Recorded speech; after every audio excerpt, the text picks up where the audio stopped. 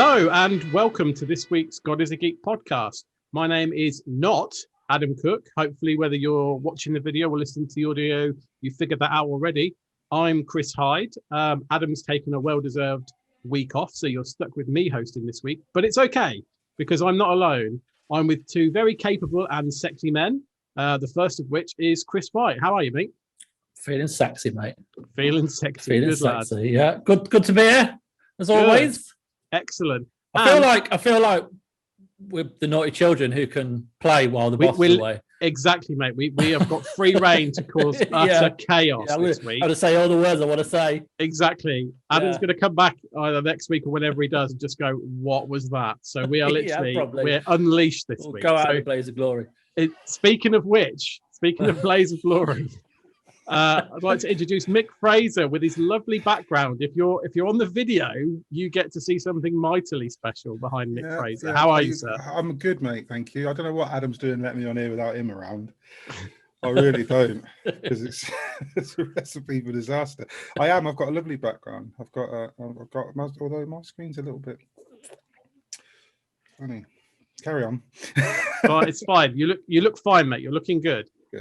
So there's been a lot of games that have come out over the last, I guess, week or so, really, that you guys have been reviewing, previewing. I've kind of done naff all. It's all been down to you guys squirreling away on the site. So we've got lots of games to talk through this week. So, Chris White, I want to start with you. What have you been playing, mate?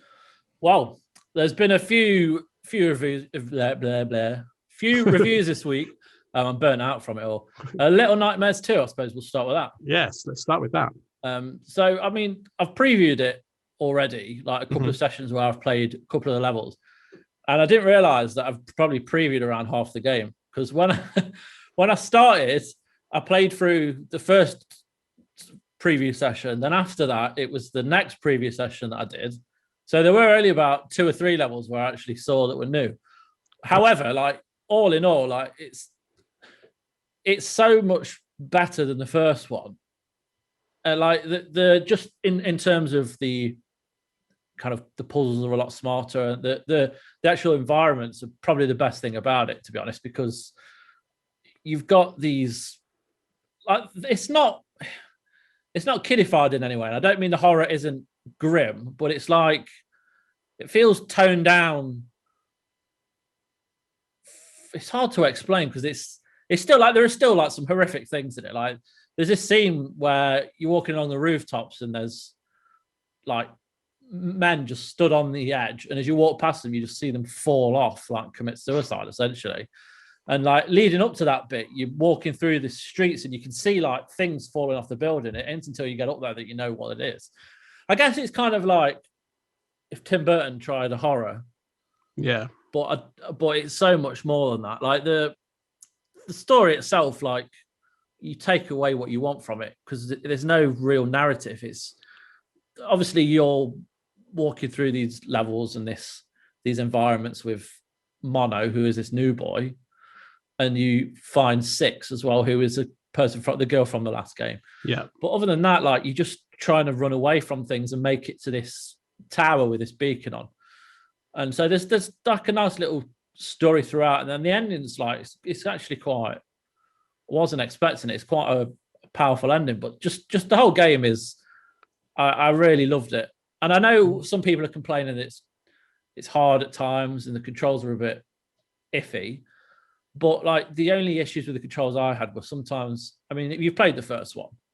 So I actually haven't. I've been looking at it because okay. I think it's on. Isn't the first one on like Games with Gold on Xbox? Or Yes, so yes, it is. I'm going to try and snap that up because it's one of those ones that just sort of passed me by. I know I say that about a lot of games. No, but that's fair. I mean, I like the first one. Yeah, but I wasn't like this is the best thing I've ever played. It's like it's good, but I think this just enhances every element of that game in the way it looks, the music, the story, the encounters you make. Like some of they're not bosses, but they're like actual characters. Like there's a teacher who you're trying to run away from in this school at certain times. And like, if you make it, like there's this one scene where you're kind of climbing through the attic of this school. And if you make a noise or you knock a jar over, she's like on this piano below and you just see a head rise up through like the the rafters, and it's just attached to this horribly long, stringy neck, and it just kind of, it's like a snake. It's horrible. And then there's this like real fat kind of doctor or physician or whatever who's like mutilating bodies, and it's just creepy. It's not scary, it's just creepy. But you're always kind of in a sense of like, you're always on edge because there are some chase scenes and they do make shit you up.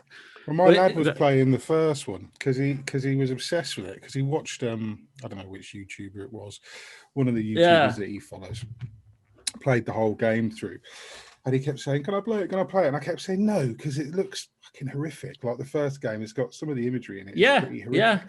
But then someone, I think it was like Dan Bull, did a rap for it that he just kept listening to and watching and stuff. So in the end, it was just like, well, you've seen most of the game anyway. So and then when it came on as, I think it came on as, they gave it away free on Namco's website. Right. When the second demo launched, they gave the first game away free right before it went to Game Pass or Games with Gold. So I jumped on it, downloaded it then. And we started playing it, and I'd wanted to play it all the way through. Like since it came out, it's been one of those games that's got my attention. I mean, there's no lore in the game. Like it doesn't tell you anything. No. You just are, and you go through, and like the only reason people know like character names and where you are and stuff is because these YouTubers have done the lore videos and they've broken it down. Exactly, and the developers have told you these things.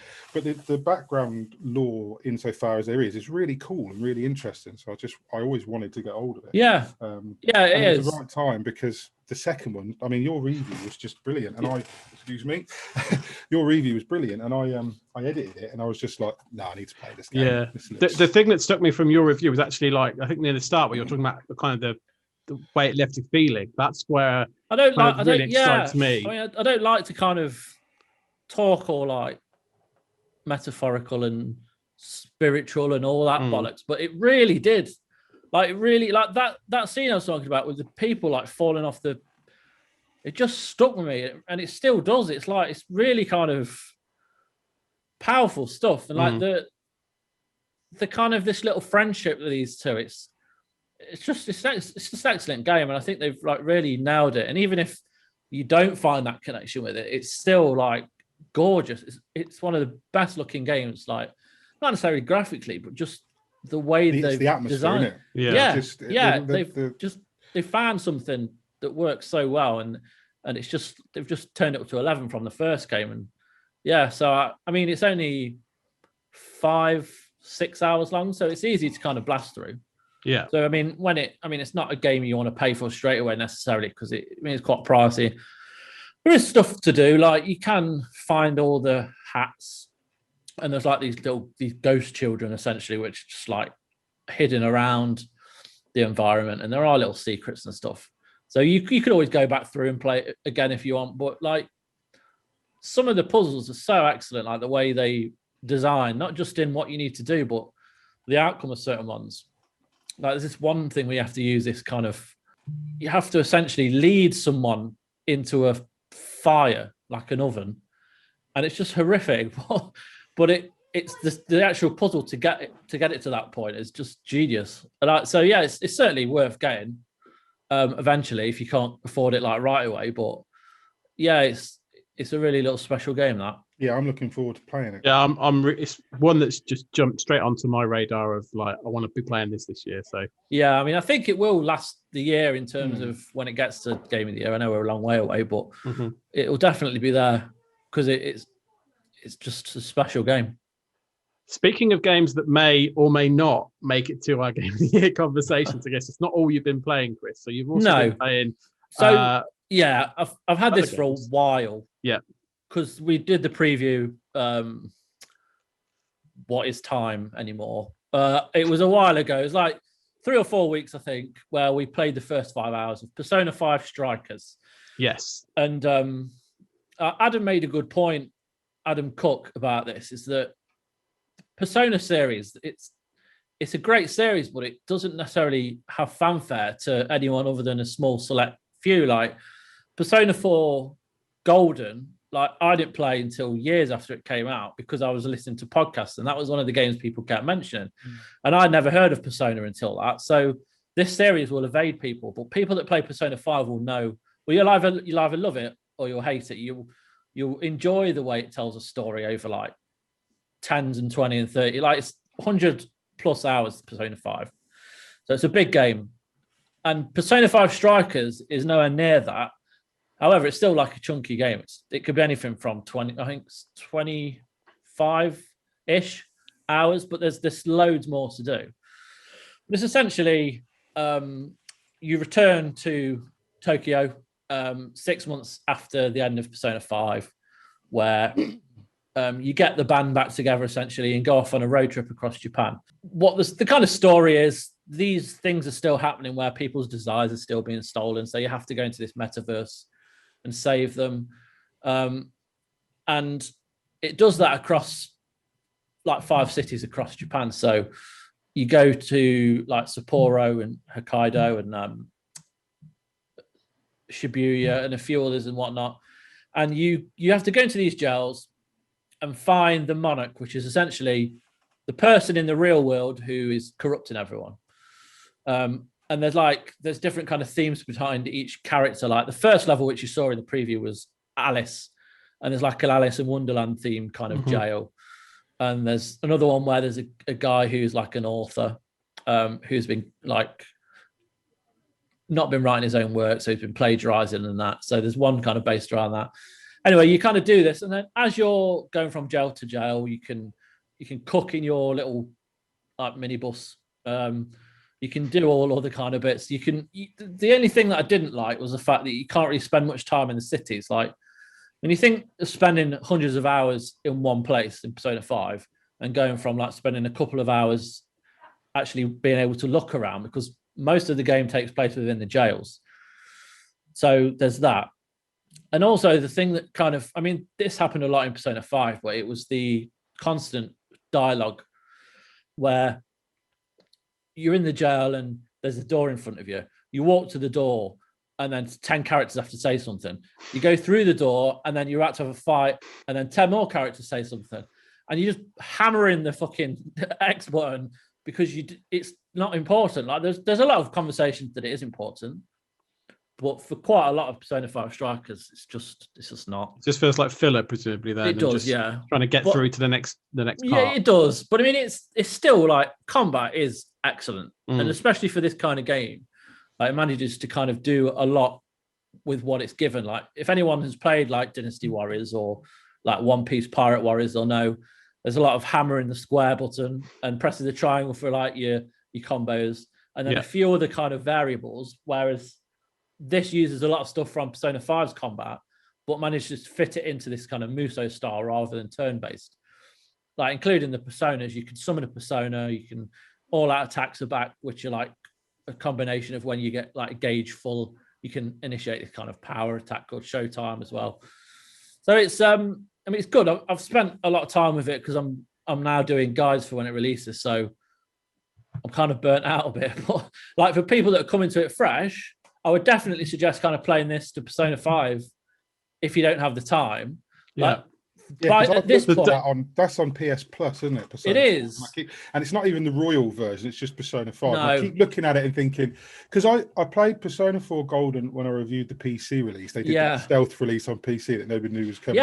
Yeah. And I reviewed that, and I didn't, I mean, I don't want to upset folk, but I didn't love it as much as a lot of people do. But then, I mean, I'm coming to it now as opposed to then, and it is an older game, and it has been sort of re-upped a few times. So, I to give it a fair shout, I did enjoy it. It just didn't grip me like I was hoping it would. Yeah, I mean, else said to me, well, if you liked it at all, play Persona 5, if you can.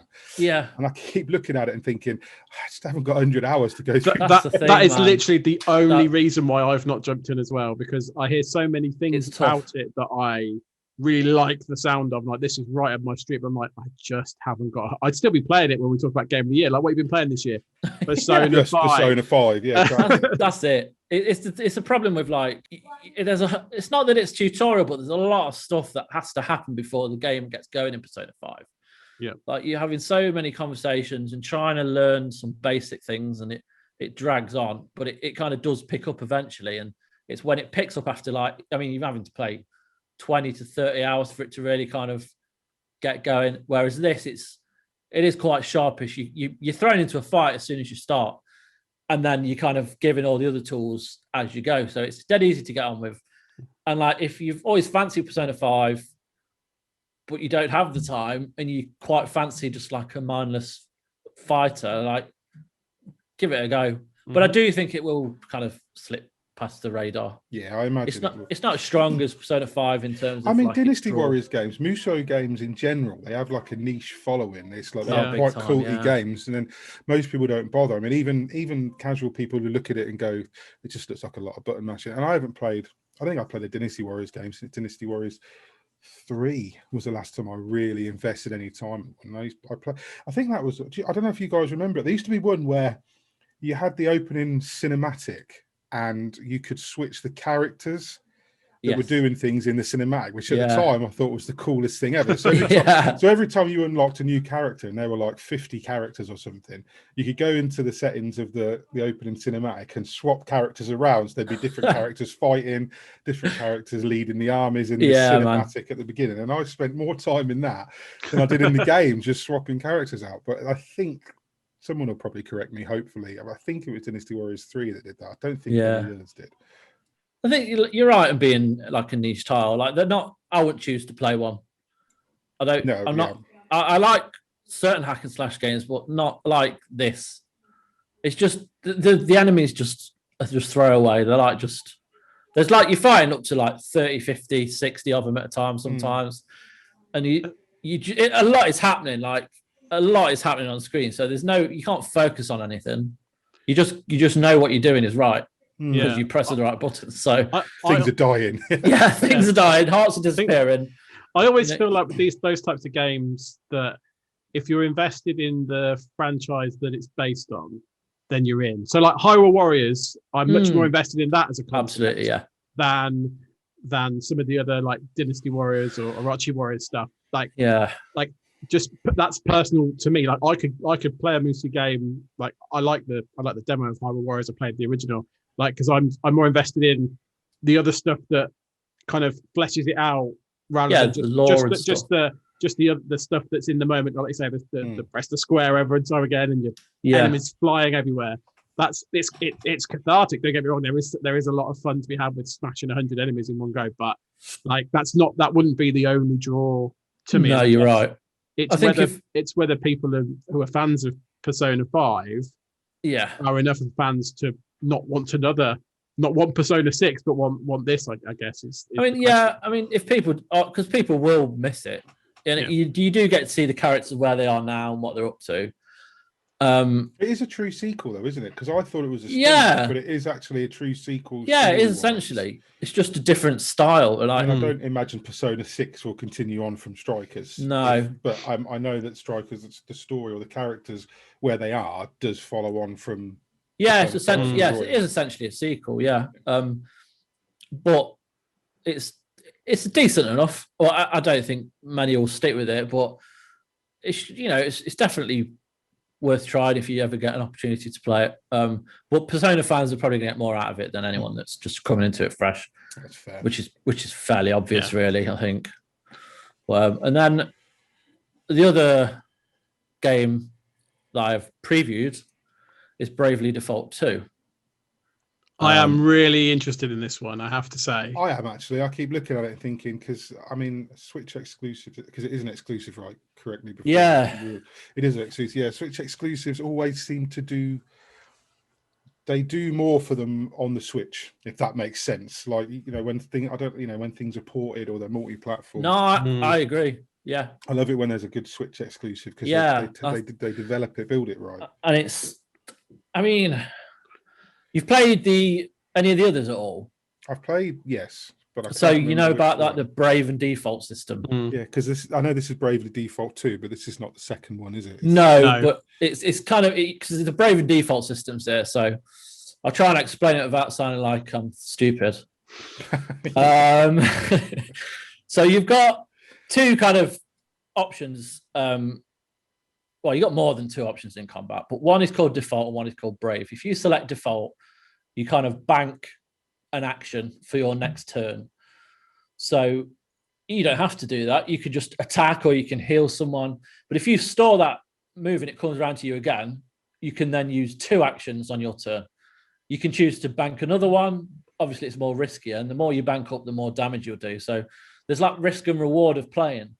But like the combat itself is a lot of fun. You'll find yourself grinding a lot. I think that will be the one thing that will put people off. It's if they're willing to kind of, because it is proper old school grinding where you do have to fight a lot to get leveled up. And like the second kind of, just try to be careful, because the second kind of boss fight, I got through this kind of dungeon per se and got there, and I'd struggled a bit through the dungeon, but then I went away, played for a couple of hours, went back to old jaunts and stuff, and kind of grinded a little bit to level my characters up. I went back and I got absolutely hammered, and then it kind of puts you off because you're like, oh, fuck, so I've got to grind even more now to try and. And this is relatively early on, and that's, you know, like this is a preview, so I can only talk about what I've played, but like I'm loving it. Like the story's generic as they come, but I think it's because the characters that kind of make it worth seeing where it goes. Like there's a Scottish mage called Elvis who is just absolutely fucking sold right there. There you go. But he's amazing. Day one. Like he's really, like these characters' voice, like he's Elvis, voiced don't excellently. do magic, you bastard. That's exactly it. That is exactly how he sounds, man. It's like how you would imagine he sounds is how he sounds. And then like the main character's cool. Like it's just the party. Like you kind of, with games like this, you kind of grow with them, and like it sounds cheesy, but no, like, but that's the whole point, isn't it? The whole point, Yeah. exactly. You have to. You feel connected to them as you for play through. for these kind of like JRPG type games, if you don't kind of get sucked into the characters that are in your party, you might as well stop, because you're stuck with them for God knows how many. Absolutely, yeah. But they're And the if ones they- I quit. The ones where you've got the annoying characters are the ones that I just think, I'm not doing this. Yeah, you almost Yeah. want you don't Let's want be honest, kind of. the stories are always kind of like, you know, a JRPG story is fairly bog standard templates most of the time. It's usually someone's amnesia or someone's, you know what I mean? It's that. You know, the big force we have to all band together. You're destined to do this, but you don't really want to, but you're gonna, because this guy will make you. You just explained the plot. Yeah, exactly. You're this plucky kid with no combat experience whatsoever, and then you become the hero that saves all time. Broadsword, off you pop. Exactly. That's kind of it. In terms of the stuff you said about like grinding and stuff, obviously, I think like JRPG wise, like I don't think anyone goes, oh, there's going to be grinding. That's a shock. Exactly. But I guess is there no like guide as to like you need to be level 10 to go into this bit? Is there none of that sort of? Yeah, because wasn't the demo of this like quite? Well, didn't they get a lot of stick for it being pretty hard? So they did like a video where they went away after the demo and released this video on YouTube and addressed all the issues that people had and how they attempted to fix them. And one of the issues was the difficulty, which is a massive thing. And they gave you, they've now got like easy, normal, hard, as opposed to just the one. But like this second bit of it, I was really struggling. And you know when you're reviewing something or previewing something, and you're like, "Fuck, I can't be dead here." Like when I reviewed Nioh, and I wish I'd never done that. I was like that with Nioh 2 for about the first. We shall come on to that later. But like you can't. You need to play like these games. You need to play through because of what they are. So I lowered the difficulty, and I barely noticed a difference. Like, I don't know, because the thing is, like, it was only up until the kind of end of the preview where I was like, this is getting tricky. So I tried lowering the difficulty and I didn't really notice. But then after a couple of times, I went back in and I did it. But like, so far, like the gameplay, it's a lot of fun. The design as well, like you've seen the pictures, like the cities and stuff like that. Like it's incredible, like hand drawn. It looks really pretty, actually. It really is. It does look really pretty. Yeah, I mean, it reminds me a lot of I was going to say in that's its what it visual reminded me style, of like, with those pictures. Yeah. That's and probably intentional because that was quite. it's got to be. Yeah. But it like so far, I'm enjoying it a lot, and I hope that continues. I'm worried as we get further, then that it'll become even harder. And it's whether you, because I know it's like shit saying it's too hard, but I don't want to be spending playing 100 hours with a mix of 50 of that is the actual story, and then the other 50 is grinding. Like I want it to have a decent reward to it.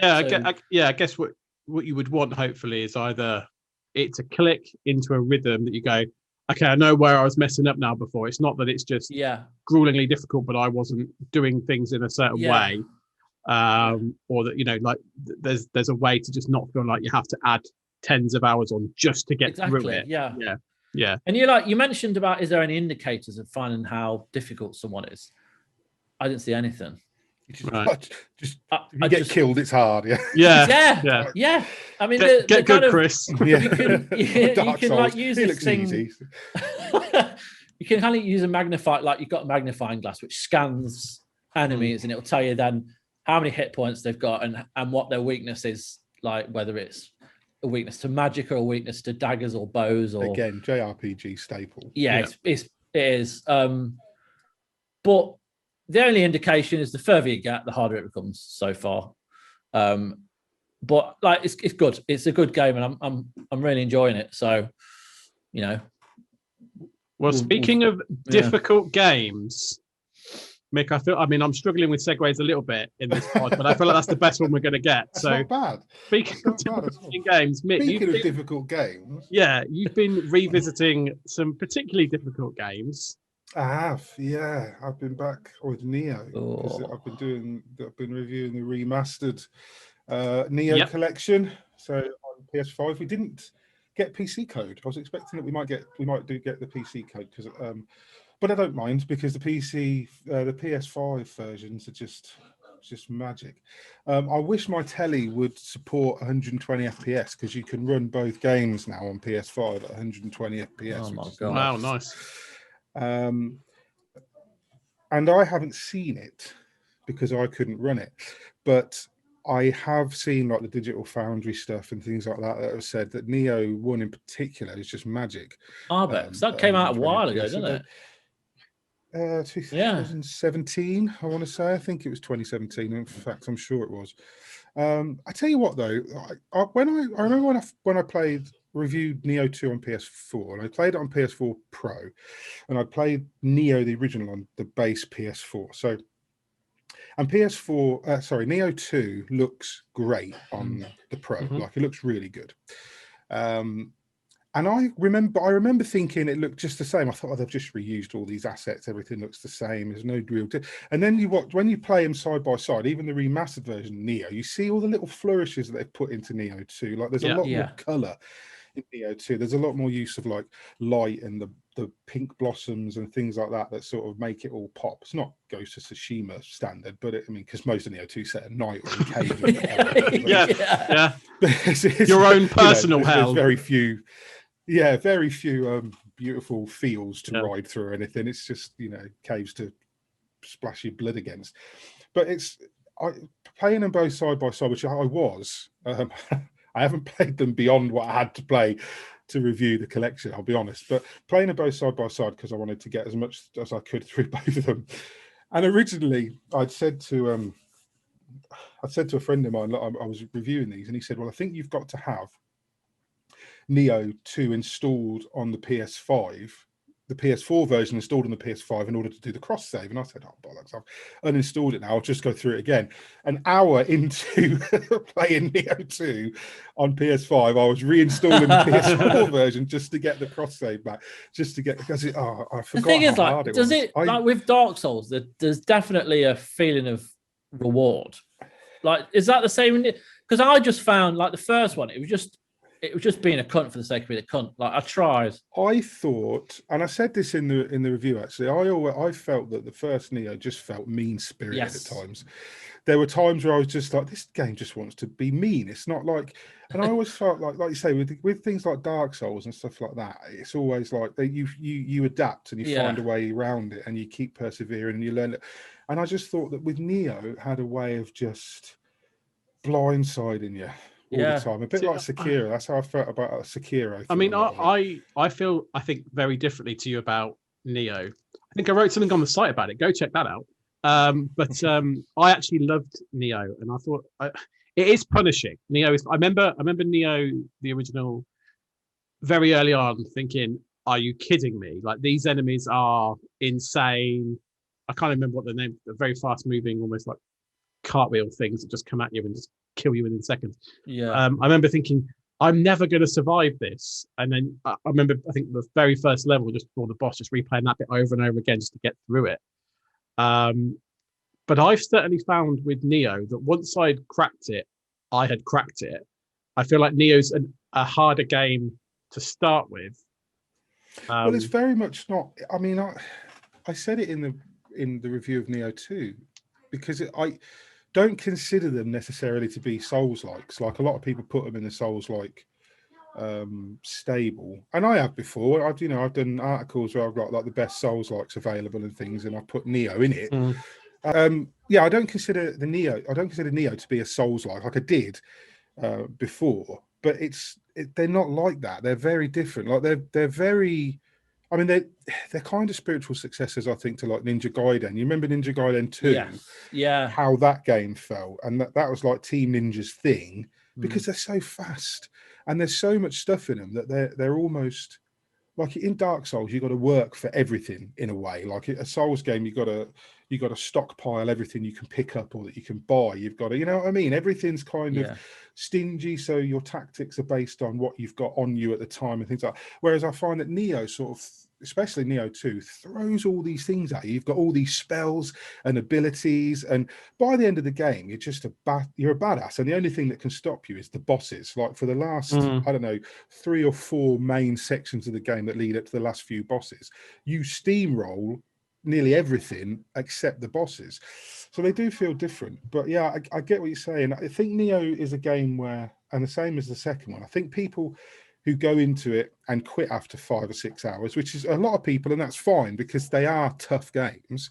I didn't get that far into Nioh for that reason. Whereas Nioh 2, because I was reviewing it and I got it early, and it was like, well, if I don't get a fair distance into this when I've got early code, I'm going to look like a bit of a. I just kept thinking of that poor journalist who couldn't do Cuphead. Do you remember? And it was like, yeah. And I thought I've not got any excuse not to get as far into this as I can. So, you know, I went for it, and I got through it in the end. But it took me 62 hours. You know, it wasn't easy. Yeah, dedication to the cause there. Yeah. So I guess how do they feel compared to their originals? Like how do they feel markedly improved in certain areas? Would you recommend it as a collection? That's hard to say, actually. Yeah, I kind of do. If you haven't, because like Nioh 2 was like last year. Do you know what I mean? Like, and it runs at 60 FPS on PS4 Pro. You know, it's in 4K already. It's not really a jump on the PS5 version, unless you've got a telly that will do 120 FPS, unless you can really. I was personally surprised that they didn't just kind of redo the original and that's it. Like, I think kind of that I don't know what they've done, but like I say, it's last year. Like, how many people are like, I really want Nioh 2 to be. That's it. I mean, it bundles with the DLC, fine. You know, you've got that, and you've got Nioh and the 3 DLC from the first game. The thing is, and the thing that I said in the review that kind of bugged me a little bit, and it's probably unfair, it's probably just a bit of gamer entitlement, maybe, but it's like, you know, they've bundled these games together, and it would have really been nice if they could have taken some of the quality of life, because Nioh 2 is a better game than Nioh, in my opinion.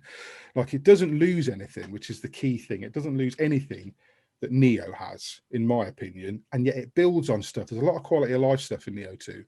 there's things like the yokai transformations and the burst counter and stuff that are in Nioh 2 that make it a more tactical game. Yeah. I kind of, maybe it would have been too hard for them to weave that stuff into Nioh, or maybe it's unfair to expect them to. But some of the quality of life stuff I would have expected maybe they could have, you know, tweaked Nioh in certain places. And I think they could have done more with the visuals. I think the visuals in Nioh, they look better in the remastered version. The resolution sharper, what have you. Like I said, it runs at that dreamy frame rate if you can do it, but it's noticeably a little bit more drab and dark and dreary than the second game is. And I don't know, I think they probably could have tweaked some things, and I kind of wish they had, but you know, they charge 65 quid for it, which is quite a lot, you know, considering that you can pick up Nioh, the remastered, the original version, for next to nothing.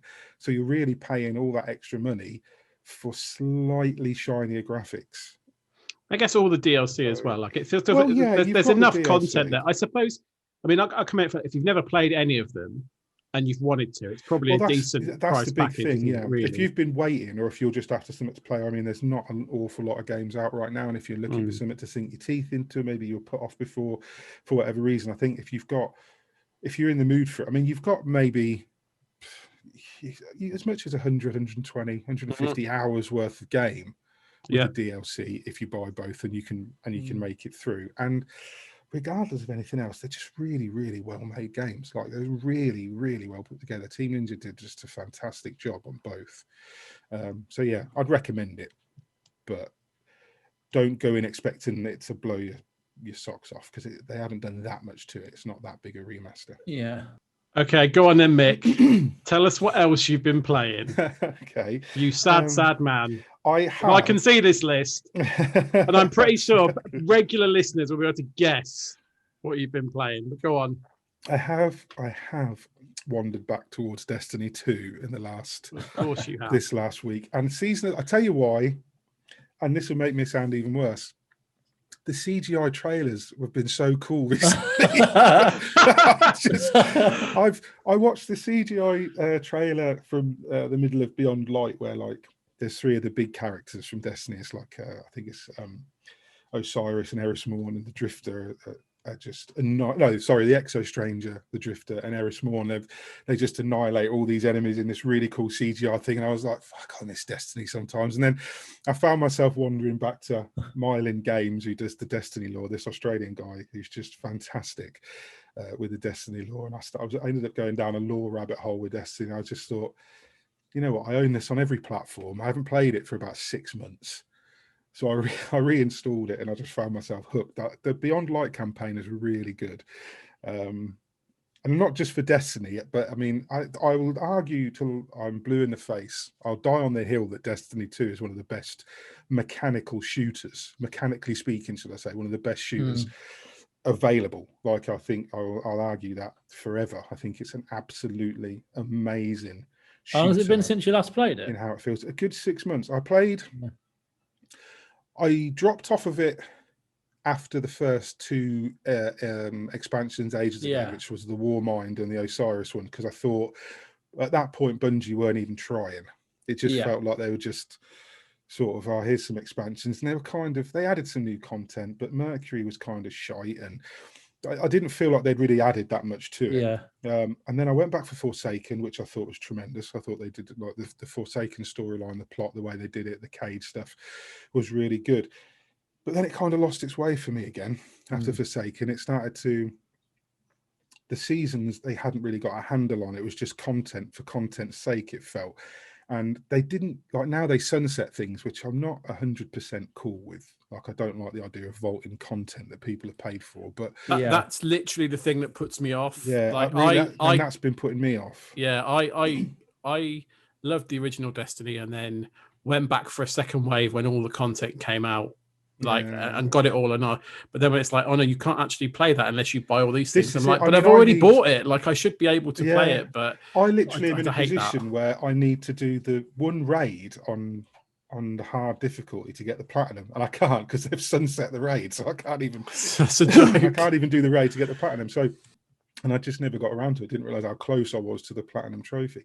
But they sunset things now, which is, it's got its own problems. Like that, the whole concept of vaulting content is not something that a lot of people are 100% happy with, myself included. But it's better, I think, than what they used to do, which is they used to just forget stuff. They used to just forget old content, and they just, old content would just sit around in Destiny 2. You could go to it if you wanted, but you couldn't earn anything from it because it was pointless. They'd change the weapon system but leave the old weapons as they were, so you couldn't bring him into the new build systems and things like that. And I mean, because I've still got content, I've still got guns that I picked up at the very beginning that weren't ever changed, and they're useless now. Like, you can't even do anything with them. The stats are all different, and the upgrade systems don't work anymore.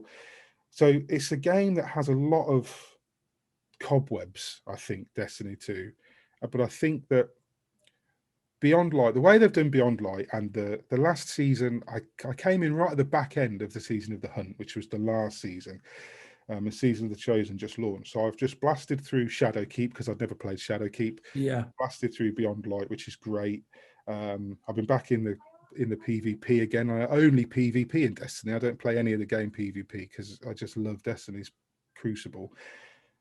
So yeah, I've just gone back to it, and I found myself just be back in that rabbit hole again, where I'm thinking, I just can't wait to Friday to see what Zor's got, or I can't wait till Tuesday for the next. Oh, you're back on that? Like, where is he? What's he got? I'm back into the whereisZor.com, and I'm on the, I'm back on LFG because I've got a clan that I've been in for about 2 years, and no one's in it anymore. And it's just me and these dusty halls, and I've got no one to play with, and all my friends have moved on. No one I know plays Destiny for like Van Wilder of Destiny. Like, everyone else has grown up, moved on, and I'm just stuck in there twiddling my thumbs. So I'm back on LFG with randoms going, could someone help me run this strike? I can't do it. So I've gone back, and Destiny's very much, I mean, it's, to be honest, it's one of those games I wish that Bungie would just focus on the story for a bit. And they kind of have. Beyond Light's good. Beyond Light threads a lot of stuff together. And I think Season of the Chosen, this new season, has some good storyline with certain characters, like Prince Aldrin's back as a guardian now, and they've finally done that, because they teased that ages ago and then did nothing with it. And I thought they've just fucking forgot, haven't they? Just done Bungie, just giving us a teaser and then moved on and just not bothering with that storyline. But they've gone back, and that's been not resolved. It's ongoing, so it's good. I feel like Destiny has a direction again, and I'm not, I'm not a Datto or anybody like that who's like in balls deep in Destiny 2 all the time, that knows all the ins and outs. And so I've gone back in sort of, what the fuck's going on? I don't know what all these currencies mean, and they've just changed the token system. I had shitloads of them saved up, and now it says you can discard these because they're useless. And I'm like, that's how long I've been away. I can't say.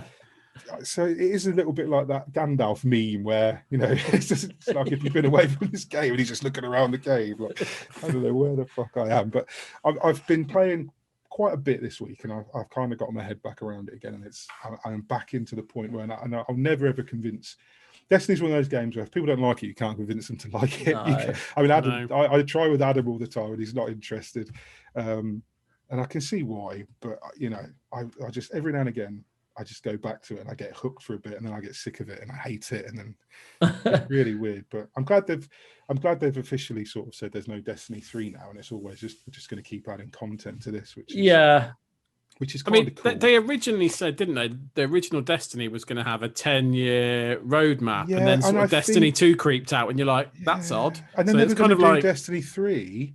But then you see, this is the clever thing, right? And I don't get me wrong, I don't believe for a second that Bungie had a real plan for this from the beginning. Like, this is not like a Marvel cinema. It's, like how the early Marvel films had things that just went nowhere, or and then after it got to a certain point, there was a plan, and everyone went, "Oh, they've been planning this all along," and you went, "No, they didn't." Watch the older ones, and they had no idea where they were going with this. But now it makes sense. Like, it's a big coherent thing, and I think that's the same now with Destiny. So bringing back, and it's really cool. I've not played. This is how little I've done. I played Forsaken, but they've put like the moon back in Destiny 2 from Destiny 1, and they've put the Cosmodrome back in from Destiny 1. And going back to those places now is like really weird, because they're almost pixel perfect. Like, they've changed certain things. And my brain, my hind brain, is expecting the same enemy spawns to come out on me, and the chests to be in the same place. And when they're not, it's like, that's a bit weird. So it's quite good, and I'm glad they're bringing.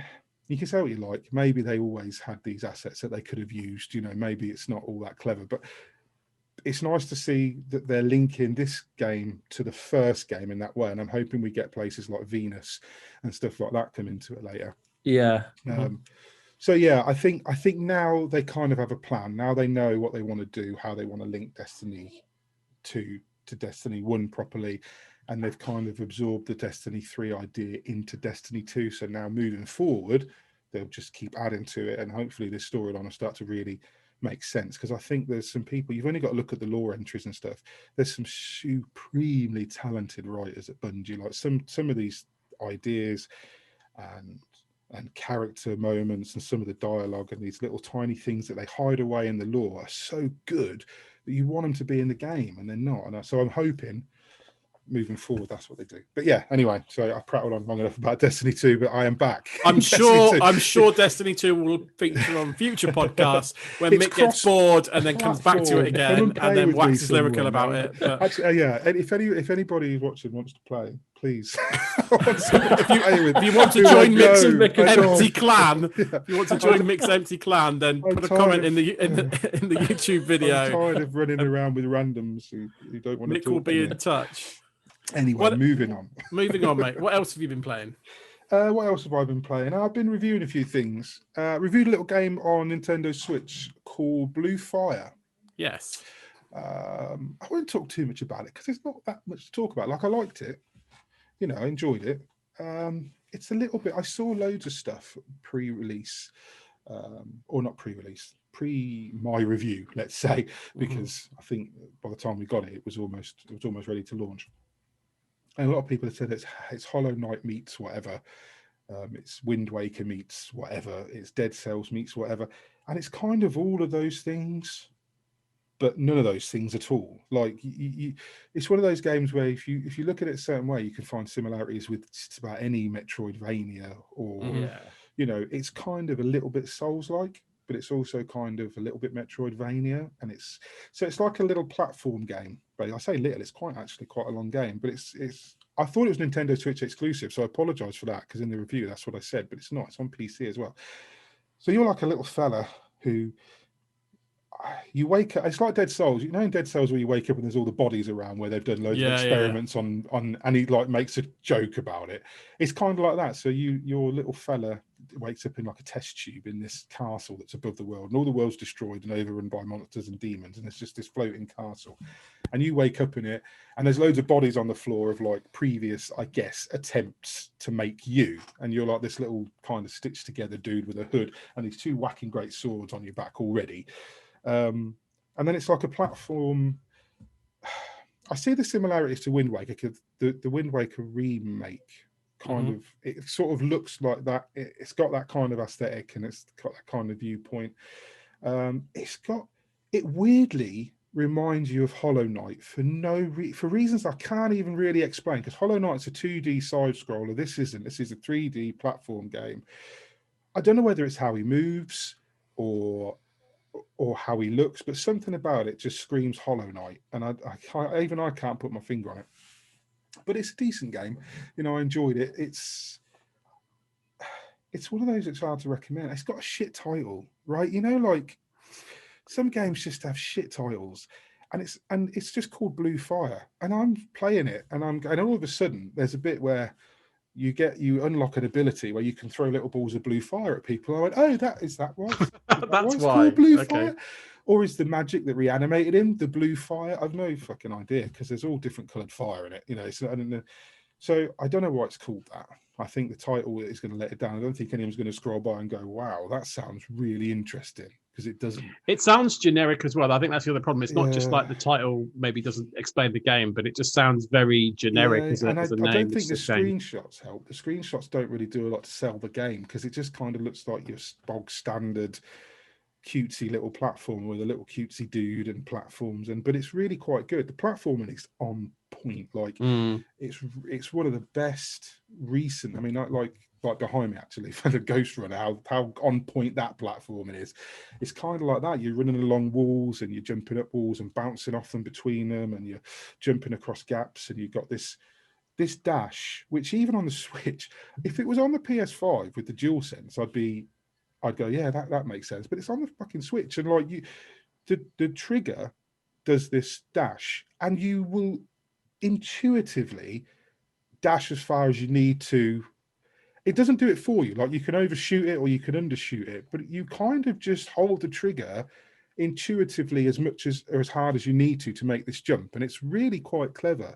And I don't know if it's just me that found this to be fantastic, and everyone's just going to go, it's just a trigger, mate. But it feels really clever. It almost feels like you're playing something like Astro's Playroom with that dual sense, sort of that feedback that knows how hard you're pressing it. I know the Switch does it to an extent, but it's really cool.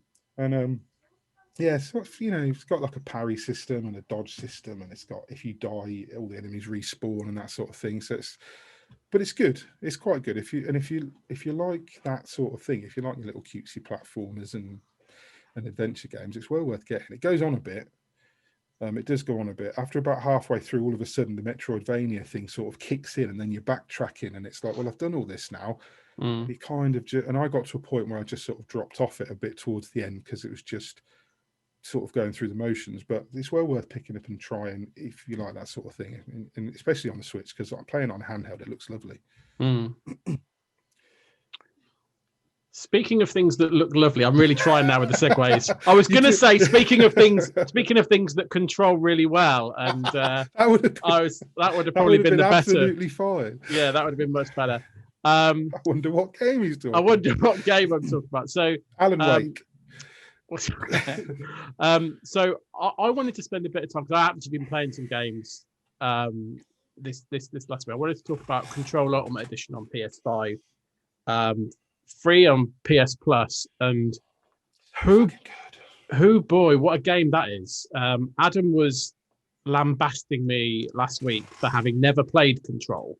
So I know, Mick, you reviewed it, but I'm talking now, so I'll come back to you in a minute about how it compares, I guess, to the original, because I'm not, obviously don't have that for a reference. But I mean, I'm probably just going to be saying things that people have been saying for the last 2 years on this game, but this is an incredible title if people haven't played it already. What I really like about it, I think, is that God, it's so stupid. It controls really well.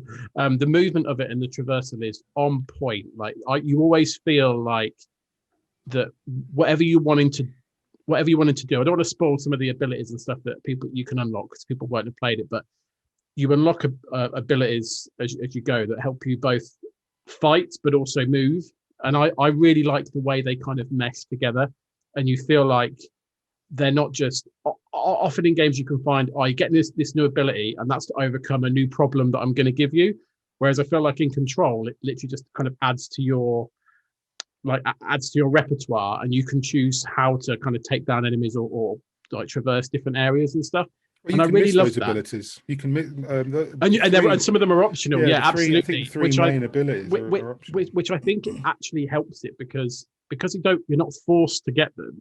It has to provide you with an environment where you don't need them, in which case you can just play and have fun with them, which I really like. And then, it will never get more fun than literally launching fire extinguisher at an enemy's face. Like, that will never get old. But the fact that you can do other things. Have you got to the point where you can launch enemies at enemies? Yeah. I've unlocked that ability. Yeah. And I unlocked the ability where it's like you can now launch ridiculously large things at enemies. Like, I was like, I am saving up for that bad boy. So I've been like, might as well just lob rooms at people now. Like, so like everything's up for grabs now. But yeah, it's so satisfying. It's so it's so tight. So the gameplay is really, really tight. I love the story as well. Like, I feel like the story is well done. I think we've spoken before, certainly you guys have, about the voice acting and the quality of the story and Jessie as a character. I think we've spoken about that before, but she's great. I also like the way they tell the story, like through her mind as well. Like, sometimes she'll be having a conversation and then it'll flick to her and what she's thinking, and then flicks back to the conversation. But it's so well written that you don't think, where am I looking? You're constantly following it, and it all makes sense. It's just it. There's so many good points to it. I'm really loving it. It's annoying because Adam was like, "It's great, you should play it," and I like to say, "Oh yeah, he's right," but he is. And anyone else that recommends it, it's free on PlayStation. If you've not played Control, then I cannot recommend this game enough. I am going to platinum this bad boy and not regret any moment of it. It's so addictive. I just want to keep going back to it. I tell you what's weird though. When I reviewed the original, I didn't get that. I didn't get that far. I did. I got right to the end, but I didn't love it. I sort of slogged through it, and I don't know if that was because it didn't run so well on the base Xbox. Yeah, that's what I reviewed it. I'd heard some. I've heard some things about. I read them about like slowdown when there's lots of stuff going on. So whether it's that, because it can get pretty hectic the further you get. Obviously, more enemies doing different things. Yeah. Because this was my PS5, the Ultimate Edition was my third playthrough of it, because I played it on the base Xbox and I played it through on PC when I got it just to do the DLC, but I got the code, so I played it because of how well it played on PC. It was so much better than the Xbox version. But the Ultimate Edition on PS5 runs better than the PC version. It really does. It's really smooth, isn't it? I mean, I don't know anything different. Put it in I don't know anything different, but this game is a game that I think people really will appreciate the 60 FPS on. Like, really would. And I didn't get it at first, I think, as well, because I remember I was playing it pre-release, and even Adam, I don't think, was playing it at the time when I was playing it.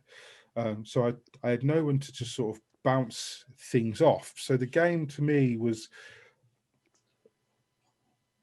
because it tells you nothing. Like, and now there's so many things you can see online. It's been discussed so many times, and a lot of it has come out since. So I don't know how to explain it, but you kind of you can get the gist easier for some reason now than I could when playing it pre-release. And I was like, I don't know what's going on, and I was lost all the time. And Jessie seemed a little bit like, at the beginning, for the first few hours, Jessie, I just thought she was just a bit dull, and I was waiting for her to start really, which she does later on, but I was waiting for things to really pick up.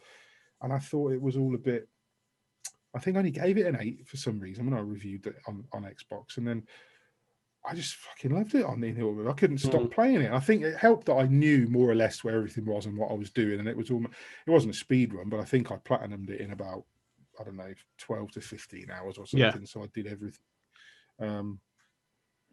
But yeah, it's just, that Ultimate Edition is just so good. And if it's free, if you've got PS Plus, you can play. Yeah, it's got all the DLC as well. So I'm looking forward to going through that. I'm avoiding it at the moment. I know I can see where bits of the DLC are, but I'm just going to try and do all the main stuff. Yeah, there's one, isn't there, that pops up quite early on, I think. Yeah. Or do they both pop up? I think you can go and do both at some point about halfway through the story. So I'm trying to avoid that and just focus on the main side missions and stuff and the main story. But I just love it. Like I just can't stop playing. I want to keep. I'm thinking about it now when I go and play it. Like, that's always a good indication of a good game. I mean, Chris, you've played this, right? Oh yeah. Well, when I played the original, I got fed up with the faults. Like, technically, it was just doing my head in. I was just saying about it running poorly when there was a lot happening, and it just kind of wound me up. And you know what it's like when we've got all these other games, and we're fortunate to have that. Yeah. I just was like, right, well, I'll come back to that. And I never did. And then it came onto PS Plus, and I haven't been playing it as much as I want to, but I do intend to go back and finish it, because it does run. I mean, it looks, I know it's a PS5, but it fucking looks like the ray tracing is just ridiculous. Yeah, it looks like there are times when obviously there's like FMV sequences, but then there are times when they're not, and you have to ask yourself, like, is that real? Like, there's times when Jess is talking, it looks like an actual person. Like, the detail is nuts. Like, and then to add to that, you've got the fantastic gameplay where you just feel like a fucking badass. Yeah, I feel like you're in the Matrix, and you can just do whatever you want. It's nothing more satisfying than just like. I think it's one of the DLCs that has the multi-launch. I can't remember which DLC it is. As a new ability, I think it's the Alan Wake one. I honestly can't remember, But that one, you can pick up several things at once and throw them all together, and it's I'm just like, so up for that. Just yeah, but you're absolutely right. Like that feeling of just like when there's like you versus like, I don't know, 10, 20 enemies all in total or whatever, and you just launching shit out of them, moving around the place, shooting them, and they're just all left for dust, and you're like, and what? I've just smashed you all. Have you done the ashtray maze? Have you got that far in the game? So I am literally at that point of that, and I know that point is like a good. I remember Adam mentioning it, I think, on some Game of the Year moments. So I'm there. I went to it too early. Thought I'm a bit too early for this bit, and went away. And I've come back at the right point in the story. Yeah, because if you go in at a certain point, you cannot do it. It's impossible. Yeah. So I can't. You have to go back later. So I'm at the point where I know it's in the story because I've then done a bit to go to. So I'm literally at the point where I can now go into that. It's about 4.5 minutes of just the bet. It's just, and I'm almost what I'm doing now, because I know that that's coming, is I'm literally clearing all the side missions. Yeah. And now, right, let's do this. Yeah, so I'm literally almost at that point because I know it's going to be a good thing. So yeah, I'm not quite, haven't done it yet, but I'm looking forward to it. Don't watch it. I won't spoil it. Don't watch. No, I haven't. I've for these games, like, I know obviously his previous kind of Game of the Year pods and stuff, I tried to zone out on those ones where I'm like, I do want to go and play that game. So I knew the maze was a thing, and I knew the maze was a good moment, but I couldn't tell you what the moment was. So I'm looking forward to it. Yeah, good. You'll enjoy it. It's really good. So the other game that I've been playing, and not just me, actually, quite a lot of people within our Patreon Discord community have been playing a game called Project Winter, which, for all intents and purposes, is a way to lose friends and piss people off. It's essentially Among Us in the snow, I think is probably the best way of describing this. And it's basically a survival game for up to 8 people, where I think up to 3. I think if you've got 8 people, it could be up to 3 of you are traitors, and the rest of you are trying to survive and escape from this kind of frozen situation you find yourself in. You're in this cabin, and you have to work together to fire up. You have to basically complete 2 objectives, which then mean you can radio for escape, and then you get out. But you've only got a certain time limit before a blizzard sets in. So I think you've got 30 minutes, and then after 30 minutes, a blizzard sets in and everyone dies. And if everyone dies, the traitors win by default, and you don't know who the traitors are. And so begins a test of friendships and trust and backstabbing in the frozen wastes. So yeah, we've been playing this. I've played a couple of times. Chris, you played once, didn't you? When you and Adam and Lara were testing it. And we played. Sure did, mate. I haven't forgotten either. No, well, yeah. So yeah. Let's address the reason why Chris doesn't like me. Everyone thinks Chris Hyde is a lovely guy. You want to play fucking Project Winter with him? So what happened was me and Lyle from the site were. And Lyle, yeah. Me and Lyle from the bastard. If you're listening, mate, Lyle, I'm shocked.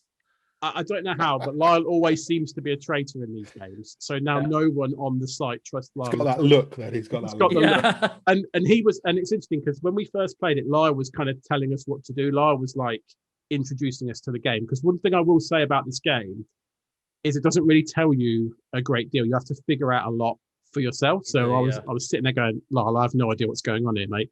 So he was kind of babysitting me, Adam, and Chris through our first session, and then there was another night where we played with all the guys on Discord. But on this practice night, me and Lara were the traitors, and we were playing with Chris and Adam, and then some randoms to make the numbers up. And we may have stabbed Chris in the back a little bit. Chris was like, "Oh, have you got any food?" And we're like, "Yeah, come over this way. There's some food over here." So he went with me and Lyle, not knowing we were the traitors, and then may have just got an axe. It reminded me of that scene in Game of Thrones at the Night's Watch where Jon Snow gets called out by that lad, and then he's like turns around and all these fuckers just stab him. Lyle is Ollie. Ollie the bastard. Like that, yeah, it was. And then, like, when you're dead, you can't communicate. So literally, you don't know this, but my whole family were watching the TV with you and Lyle trying to deceive Adam, and I'm screaming at the TV going, "Adam, no, don't trust them. They're fucking trying to kill you," and you're trying to fucking lie to him. But you are the best double agent. My God, like Adam believed you, and I was like, Adam's far too trusting of me. He doesn't anymore. Now he's default. No, he's learned now. Now he's default. Chris is lying. That's his default go-to now. But on this first night, it was like we were trying to convince him. Adam didn't know at the time, but it was only him, me, and Lyle left. Everyone else was dead because we'd killed them. So he just thought everyone else was just off exploring, and it was just the three of us. So he was like, "Oh, I don't know who the traitors are going to be." And it's like, "Well, it's not me." And then Lyle, in a moment of weakness, decided to start shooting his gun at people, and like he was the only one with a gun. And Adam's like, "What are those gunshots?" And I was like, "Oh, I don't know what those gunshots are." I was like, "No, you're the only one with a gun, mate. There's lying, and then there's whatever you're trying to do."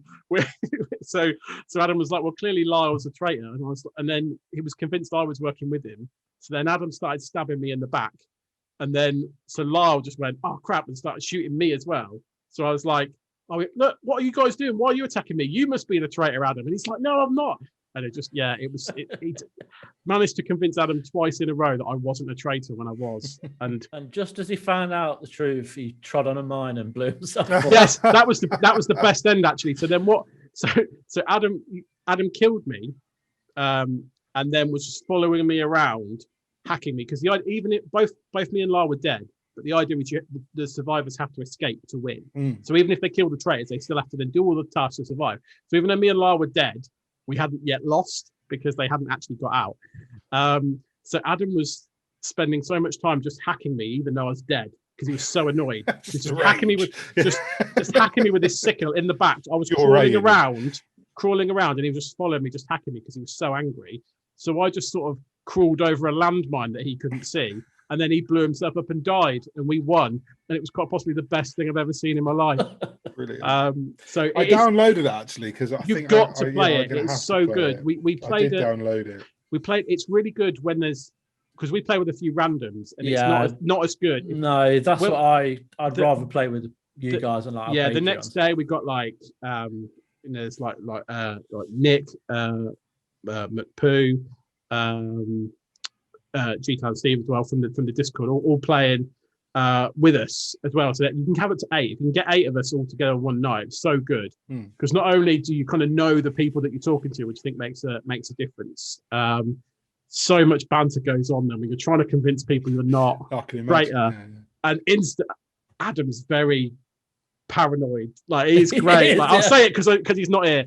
But my God, that man, he's like, "Well, you must be the traitor because you said that." That's the kind of thing a traitor would say. It's like, maybe, but let's just calm down. So he's very skeptical of everybody in that game now. But it's a very good game. It's like like multiplayer games are good in the sense like it's good fun when you're playing with people and the shared experiences and stuff.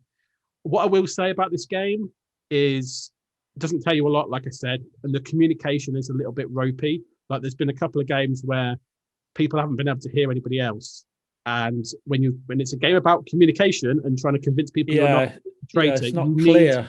You need to be able to hear everybody. And there has been a couple of games where it was like, well, I was a traitor, but I couldn't talk, so everyone assumed I was being quiet because I was a traitor and I couldn't defend myself. So, it doesn't happen all the time, and the majority of the games we've had have been great, but it's happened, I would say, too frequently for it not to be mentioned as a shame. But having said that, I'm looking forward to the next time we can all meet up and do it. The guys have been playing it on the Discord, the patrons, I think almost every night. So I'd say definitely get it, Mick, because is it early access? It's yes. I'm just saying. I'm assuming they're going to add to it. I'm assuming you would. I would hope that they would fix the communication. Yeah, that's what that we've had, yeah, and maybe they're going to patch it a bit more in terms of like leading you into it. You can play like dummy games and stuff, but it just still doesn't explain it too much. The other thing I would say is I have not played around yet. Other people might have done, but I've not played around where the survivors have won. The odds are very much stacked in the traitors. Yeah. It's basically either because you kill everybody, the traitors win, or if you just distract them for long enough that they run out of time, you win as well. And it's already quite tight. The stuff you have to balance do. Yeah, I feel like the balancing is a little bit off, a little bit more skewed towards the traitors. Because you find that even if you get like found out, you're like, yeah, but you've only got 4 minutes, so you're knackered anyway, so it doesn't really matter. Yeah. So it does seem a bit dodge. But all that aside, the amount of stories that have come out of it, it's a really good It laugh. does sound a laugh, yeah. Just technically does need improving technically as a game, but as a good laugh to play with mates, it is really good. It is really good, I have to say. We've talked a lot of games there. We have actually got a fair amount of listener correspondence to get through, so we'll probably have to rattle through some of these. But we've got a fair few questions from the guys on Discord, and a sneaky extra question from someone that we'll talk about when we get there as well. The first question is from Matt King, who says, "What's the best instant coffee?" I'll go to Mick to start with that one. Nescafe. Original? Gold blend. Yep. Yeah. No, I don't need any other. Okay. So Nescafe Gold Blend is the one I have at I'm a home. brand snob with coffee. I'd like my Nescafe, and that's that. I like Gold Blend as well. That's the one I have if I'm having like the granules. We do have an espresso machine as well when I'm, I used to have a coffee fancy. machine in my room when I was younger, and I thought that was a cool thing to have in your bedroom. I went and in your bedroom. That's one step up. I had a coffee machine. Like my mate had a teas made, and I didn't know what he was fucking playing at, but I had a proper coffee machine in the room, and that was. Yeah. I do like a coffee pod. I have to say, yeah. I like filtered coffee now and then. Like I did used to have a proper percolator, but it, yeah, I don't know really. Instant coffee. I mean, I drink whatever. I'm one of those people. I don't really have a spot. Tea sometimes. I like Tetley's. I kind of feel like if you're having instant coffee, you're kind of by default not 100% bothered by the standard I think of the the whole coffee. point is that you're sort of shoveling it into a cup and adding hot water. Yeah, exactly. I mean, I buy, or should I say, my wife, when she goes shopping now, she buys those because we don't go shopping together anymore because we can't.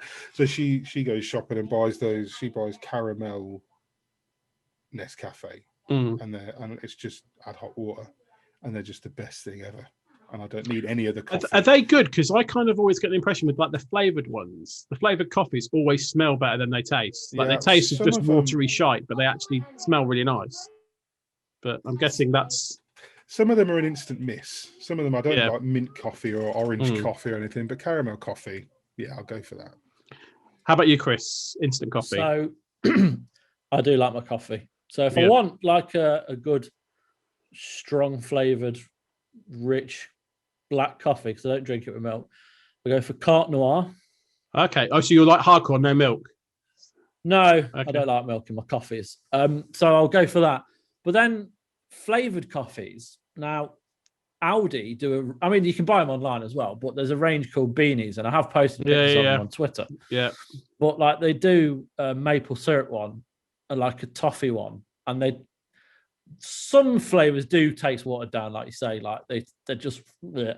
But then these ones, like the kind of ones you would expect a coffee to taste like, when it's like something like strawberry or fucking peach or whatever, when it's a fruit going into a coffee. Yeah. Who thinks I really want a strawberry coffee right now? I know. But like if it's something like a chocolate one or something, it kind of works. But the maple syrup one is amazing, and the Amaretto as well. Amaretto. What the fuck is Amaretto? It's the way to Amarillo. Oh yeah, or an armadillo. Amaretto, isn't that like Amaretto is the like marzipan liqueur. I'm thinking of Tony Christie. Almonds. Yeah, I'm thinking of Tony way Christie. to Amaretto. Yeah. Yeah, no, I've had the Beanies Amaretto. That's all right, actually. That's not too bad. Not the Amarillo, no. Not the Amarillo. No, right. The armadillo. No. Armadillo coffee. Yeah. Calculator, little bastards. Okay. So next question then from Steve, G-Town Truth Speaker Steve on Discord, said, with the recent snow flows throughout the UK, what's everyone's favourite Winter Wonderland themed game or level? I fucking hate winter levels. Like, generally speaking, anything that makes you slide. Any Mario game where the level makes you slide, I hate them. Thanks. I do. I don't think, like that. Europa in Destiny 2. There you go. That's my favourite icy Winter Wonderland. I'm going mid-90s, early 90s. James Pond Robocod 2. Wow. Because I fucking love that game. And there's that level where like the kind of overworld is just like, it's just snowing. And then you go into some levels and there's like Christmas presents and teddy bears and all that kind of shit. And there used to be like this cheat on one of the rooftops where you had to collect certain items in an order to spell something out. Okay, yeah. So James Pond 2 RoboCod would be mine. So the ones that jump to my head, other than the Mario 64 one, which everyone does, where you just launch penguins off the side. Freezeezy Peak in Banjo-Kazooie, where you're just flying around a giant snowman. And then I really love Fendrana Drifts in Metroid Prime. So the music on that is stunning. It's also just a really good level as well. That's very probably niche for me. And also another nod to Nintendo to fucking release the Metroid Prime trilogy on Switch, please. That'd be very nice. Thank you. 2021, please. No Metroid Prime 4. No Metroid Prime. It's not happening. Metroid Prime 4 definitely won't come this year. I'm still holding out hope, although I think Nintendo's Half-Life 3. I know. I think Yeah. I think I said on Discord, I think the Metroid Prime trilogy is now going to get pushed back to next year, which will be the 20th anniversary of Metroid Prime. So they'll probably just do that and screw us over for another year. But yeah, Fendrana Drifts on Metroid Prime is amazing. So I'm going to say that. Okay, so next question, McPoo, love that name. What would be the most disappointing 2021 game delay for you? So we just talked about a couple of them, but what game, if it was delayed, would be most disappointing for you guys? I've had mine. I think when they said Diablo 4's not coming this year, which I kind of knew. I think we all knew, didn't we? It wasn't going to happen, but it was my fingers crossed. I think if they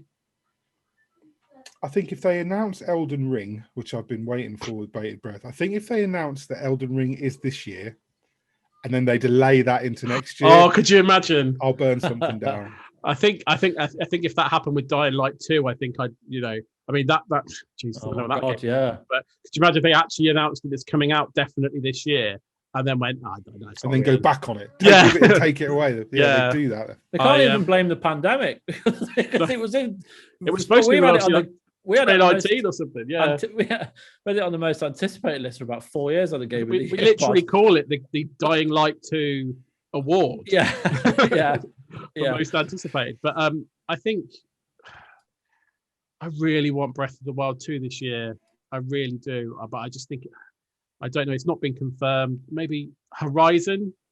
It's probably. I think if they delayed Horizon, I think I'd live with that. I think to be honest, there's no E3 anymore, but until the E3 week, because I think that now has become the time of year, and it's still. I think they're still going to do an E3 week. Where we're going to get we're still going to get all our announcements and things like that. So until then, there's not an awful lot this year. Like Outriders and Returnal, I've kind of been looking forward to, both of which have already slipped.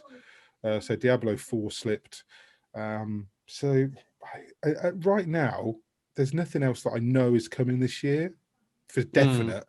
Well, yeah, most of the games that we know are coming are kind of penciled in for first half. You think if they slip to next year, that'll be like if Returnal slipped, you'd be like, wow, really? Like, so I think if Nintendo or Capcom, I think if they delayed Monster Hunter Rise, I'll be up in our yeah. I'm so. Could you imagine? It's coming out next month. If that then slipped to 2022, the internet would break. Or if they suddenly went, you know what, it's not ready. It's gonna. Even if they said you can have it on April 26th instead of March 26th, I'd be up. Yeah. What? Outrageous. You get all these people going, let them release it when it's ready. Oh, fuck that! I want it now. I'm not. Why should I have to wait? Damn it! I'm a gamer. I want it now. Chris, I don't even like. We were talking before the pod started, and I couldn't even think what was out this year. So nothing. Chris is not being disappointed because he doesn't even know what's coming out. I think delay the lot. He's got Persona Strikers. Exactly. Yeah. No, I like thinking about it. Horizon would be because that's the one big game this year, isn't it? Like the really big game. But right now, that's the only one that's confirmed. But nothing else really, is really huge. Which is fine. Like when you were saying about Diablo 4, I assumed that would be out this year, and I thought, well, with BlizzCon like right around the corner, they're gonna announce it. But when they said, "Oh, it ain't coming," I thought, "Oh, great," because that was another one I assumed would be this year.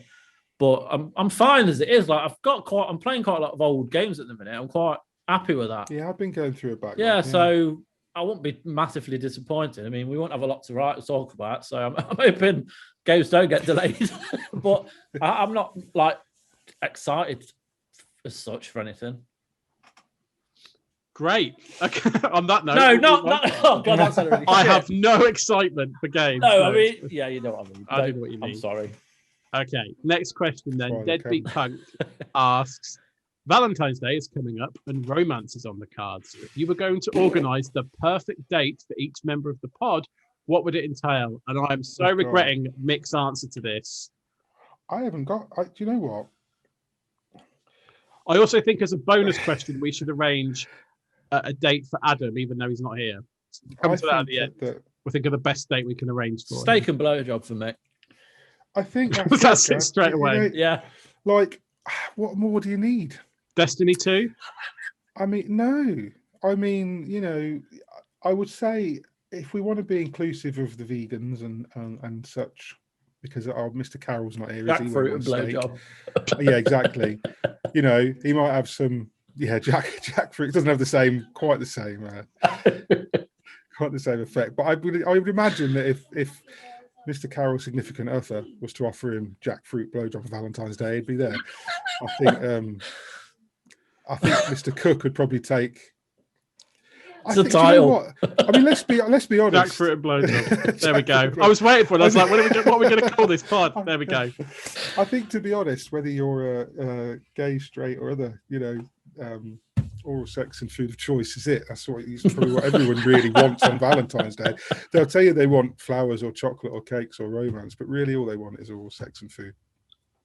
There you go. That's the answer. I think and if you're going to tell me that doesn't cover all of us, then I'll call you liars. And that goes for everyone listening as well. I know you know what you want. If you've got any other suggestions, please put them in the comments below. But I'm not gonna disagree with that. I guess, Chris, yours is washed down by a 2-litre bottle of Coke Zero. Coke Zero, yeah. By the way, it's Valentine's Day. Normal Coke. Normal Coke, Valentine's Day. Yeah, come on. You can't buy fucking 2-litre bottles of Coke anymore, can you? No idea. The sugar tax. It's all like 1.25 now. Oh, Christ. Bastards. Bad for you anyway. This next question's great. The setup's awesome. So Thomas, Llama Fluff, has said, just as a good poo sets you up for the day, a compelling open level can really push you on a game. What's the best start to a game you've encountered? And conversely, what's the toughest slow burn of a game you've played? God of War. God of War's a solid. I'm hoping that's not the slow burn. Recently, the best opening to a game. That's pretty fantastic. Just like from the actual like burning like of your mother, like that music is just fucking nuts. And then there's a fight with Stranger. Oh yeah, I was about to call him by his name. Just in case you are playing it for the first time, I won't reveal that. Yeah, sorry. The fight. His name's John. Yeah, John. That's a pretty solid opener for me. In terms of the toughest slow burn, like I can't think of anything off the top of my head.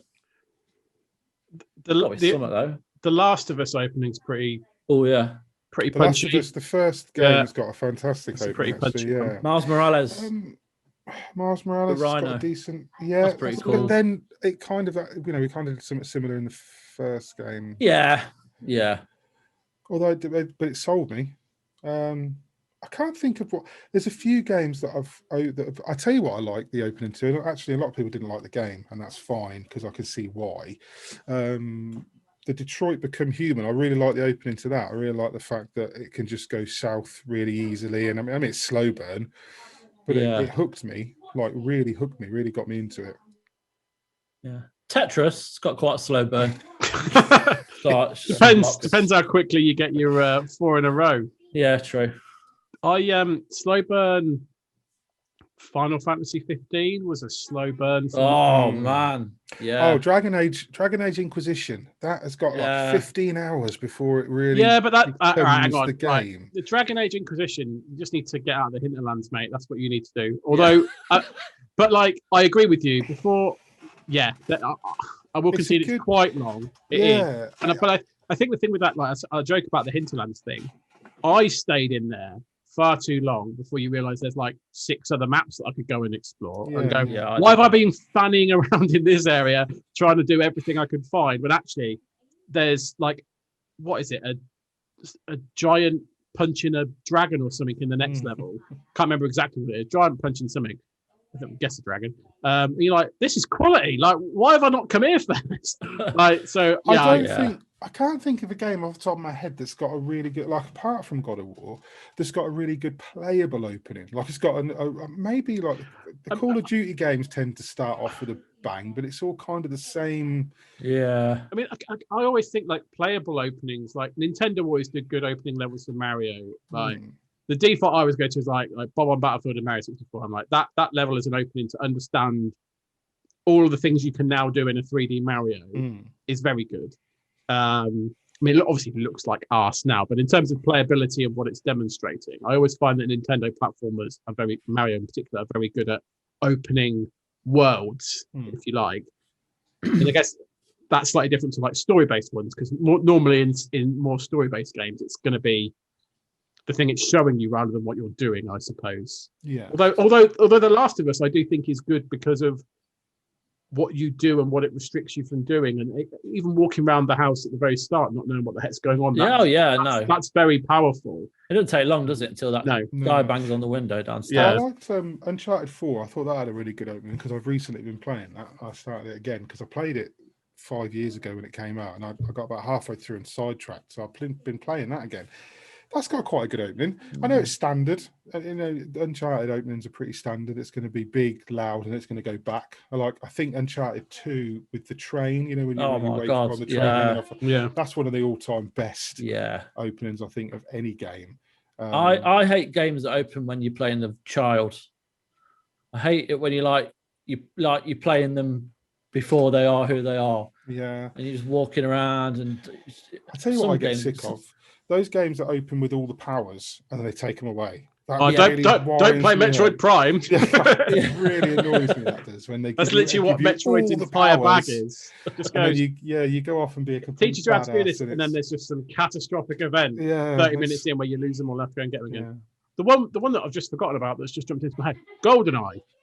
Getting that sniper rifle within minutes and shooting with the sniper rifle, that is a quality opening level. Like that is good.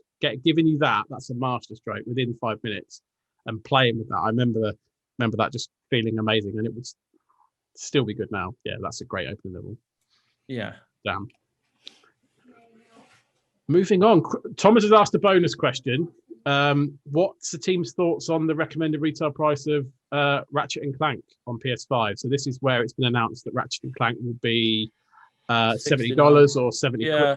Isn't that going to be the standard now, though? Yeah. I mean, it's a standard for exclusive PS5 games because Demon's Souls was Ratchet and Clank, lads. Do you know what I mean? Yeah. Who's not waiting like over a certain age, and because I mean they look like kids' games, and to a certain extent they are kids' games, but it's gamers over a certain age that are hyped for Ratchet and Clank. I can't wait. I didn't. Too many people can say didn't not expect it. It's expected, right? Because it's just the price that certainly at the moment that PS5 games are launching for, PS5 exclusives. It just doesn't sit right with me when if you have a cross-platform game, it's 50 quid. If you have a PS5 exclusive, it's 70 quid. I think that's the bit that I'm not. But I think that pricing takes the piss across the board, doesn't it? I don't think that's. It's not unique to Ratchet and Clank. No. But I guess what I'm saying is, like, if Demon's Souls wasn't a PS5 exclusive, it would have been 50 quid because it would have to be, because Xbox would be 50 quid. So it's just it irks me a little bit, but then, like I said before, I paid 70 quid for N64 games, so you get over it because that's inflation. It's almost feel like there's different ways you can look at it. It's unsurprising. I think it's what everyone probably would have expected a PS5 exclusive to be priced at. And like you say, there's going to be a lot of people that will buy it on launch for that price because they can't wait to play it, and quite rightly so. From what we've seen of it, I think. So yeah. Anything else to add, or should we move on? Is that the answer? It is what it is. It is what it is. So the next question is from, and I quote, Chris Arseman White, who snuck in with his own question, but it's a good question. So I think it'd be good to have a conversation about it. It says, what are your thoughts on the casting news for Borderlands, Metal Gear Solid, and The Last of Us TV shows? So there's been a few gaming-related TV shows that have had cast members drip-fed or announced recently. So I'll just rattle through them and then we'll talk about them. So for Borderlands, we've got Jamie Lee Curtis, Kevin Hart, Kate Blanchett, and then very recently Jack Black revealed as Claptrap, which is amazing. Metal Gear, we've got Oscar Isaac playing Snake, and then in The Last of Us, we've got Pedro Pascal and Bella Ramsey confirmed as Joel and Ellie. So, thoughts, gentlemen? I just want to say that people who have been moaning about, like, the most recent announcements of Pedro Pascal and Bella Ramsey, who's little tiny Mormont. The Viper and the Bear. Mormont, from Game of Thrones. They don't look like Joel and they don't look like Ellie. Like, ain't that the point? Like I just find, like, people. Bob Hoskins didn't really look like Mario, did he? Probably not the benchmark I'd have used, Mick. What do you fucking want? I think the point here is you're absolutely right. Like, I would not want to go, I'd rather get a worse actor just because they look more like Joel. I'd want people that I have the confidence in. Do you think it's because games are so lifelike anyway? Like, see, Joel, I'm a bit concerned about that anyway. You what? Sorry. The Last of Us, like, I kind of feel like it doesn't need a live I don't action. think it does. I mean, I think that's a separate point. I think if we're having one, then I think you say I want them to I want the acting quality to to be up there. I mean, happily, like, don't use Joel and Ellie. Tell someone else's story. That's what I was hoping for, mate. That's what I thought it would be. The Firefly symbol. I thought, we're going to have a prequel, like we're going to see. That would have been amazing. Or even younger Joel, like when he was part of the Fireflies with Tess, and he could see the things that he did to survive. Yeah. Because Joel is the character that everyone loves because of how his relationship is with Ellie. But he admittedly, by his own admission throughout The Last of Us, he used to be a bit of a shit. Like, he did these things to survive that he's not proud of. Yeah. I'd like to have seen some of that. Maybe we will. Maybe they'll expand on it more because there's a lot. I mean, a 20-hour game is a lot to fit into a whole TV. It's not a lot to fit into a whole TV show. Because, I mean, most games, you take out the constant gunfights and stealth sections and things, the actual story boils down to a couple of hours. So they're obviously going to expand on it. But, yeah, Pedro Pascal's awesome, though. Oh, my God. Yeah, man. So good. Amazing. Yeah. And Bella Ramsey as well. Like, that's a great call. That's an absolutely fantastic call. Absolutely kicked ass. Yeah. So nice work. I'm fairly sure the Oscar Isaac thing has been around for a while. Yeah, I heard about that. But it popped up on Twitter with all these other announcements. So I just thought I'd include it. Do they need? I don't think they need a Metal Gear. I'd rather just get a remake of the first one, to be honest. But what it is. What's the other one? Borderlands. Jack Black is Claptrap. Right, Jack Black as Claptrap is weird, right? And I tell you why. Jack Black is a really, really good. It's also hard comedian. To say Jack Black Claptrap. Just to be really clear. Jack Black's a really good physical comedian, right? His comedy's very physical. He's very animated. He's very how he is in Jumanji when he's playing those parts. It's not how he sounds. It's how he embodies the characters. It's really funny and really quite clever. And he's very, very good. I mean, you've only got to watch his YouTube videos to know that he doesn't even really need to speak. He's just a very funny, naturally funny, physical character. And so having him voice Claptrap feels like a little bit of, let's get a star to do Claptrap. Like, I feel like they could have got the guy who plays Claptrap in the game to voice Claptrap in the movies, and nobody would have cared. I feel like that's a bit of a, let's flex and have Jack Black in it. And then you've got, I think, but the weirdest casting there, I don't want to say this because it's going to sound horrible and people could easily take it the wrong way, but Kate Blanchett is a lot older than Lilith looks. Like, do you know what I mean? Like, Lilith is she comes across as quite a youngish character. Kate Blanchett's got to be pushing 50, surely, to God. I don't know how old she is. I mean, she's a fantastic actress, don't get me wrong. Absolutely brilliant actress. Kind of feels like she's punching below her weight on a Borderlands movie. I know. If that sounds really disrespectful. I remember when it got announced, it was the one that I was like, oh, okay. Like, you don't go, well, I don't think it's going to be, she's not a bad actress at all, but whether it will fit and work, like, I'm less sure. It's like one of those things where she must have just gone in. The thing that I'm thinking here, Jack Black, whatever, he's going to do voiceover, he's going to get paid a fortune for it. He's not going to say no to a role like that. Kevin Hart gets to be, I'm guessing, leading man, possibly being Roland, which is also a bit weird because Roland is a big guy. I'd have put The Rock in Roland's shoes before I put Kevin Hart in them. You just like Jumanji, though, presumably. Well, It's not that, but you look at Roland compared to The Rock and then Kevin Hart. Yeah, no, I know what you're saying. Yeah. But at the same time, I think it's going to be interesting to see Kevin Hart take that role. They're probably going to put him in platform zoos like they did with Tom Cruise when he was Jack Reacher. You probably won't notice that he's actually about 5'5" or whatever. But like he's taken that role, he's probably going to have fun with it. I feel like if Kate Blanchett's involved, there must be something good in there. There must be something where she's gone, this either looks like real fun to make, or the script is better than people are expecting it to be, or there's a story in it, or she's just paying her taxes. I can't tell. See, I think it's the latter, to be honest. I've learned this from like Helen Mirren and Robert De Niro. They've reached a point where they've done what they want, and they just do some real shit. Just what like they want. Dirty Grandpa. All those crap comedies that he's done, and like with Helen Mirren, like she's done some utter shit, but it pays the bills. So I'd like to think like she's read the script and gone, oh, actually, this is really good. That's what I'm hoping. I'm hoping that it's something's grabbed her. I mean, it's weird that it's being made, and like the track record for video games to films ain't great. So we'll see. I guess. Yeah, that's I guess the massive caveat is whether this will be.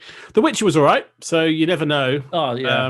So I suppose they've got more time to explore the world, haven't they? Yeah. And The Witcher was technically books, wasn't it? But yeah, based off the books. We'll see. But yeah, no, should be all right. Okay, and then we've got Mark Duncliffe who asks, "What's the most expensive game in your collection, either in terms of what you paid for it initially or its current resale value?" He said, "Mine, in terms of cost, would be Rock Band 4 with all the peripherals. Current value, Panzer Dragoon Saga on the Sega Saturn." I struggle with this one, if I'm honest with you, mainly because my parents binned a load of my old games a few years ago because I was selfishly storing them in their garage, and they went, "Oh yeah, we just cleared all that stuff out because you didn't want it." And I was like, "What?" So yeah, the thing cost-wise, the same would be for me. I had all the Guitar Hero stuff back in the day. All the drum kit and everything, the guitars and stuff, and so probably all of that. Right now, it'd probably be Guitar Hero Live as the most expensive thing I still own, which is nowhere near as good. But I have still got the guitar upstairs that my parents haven't got their hands on. In terms of current value, I've got no idea about this stuff.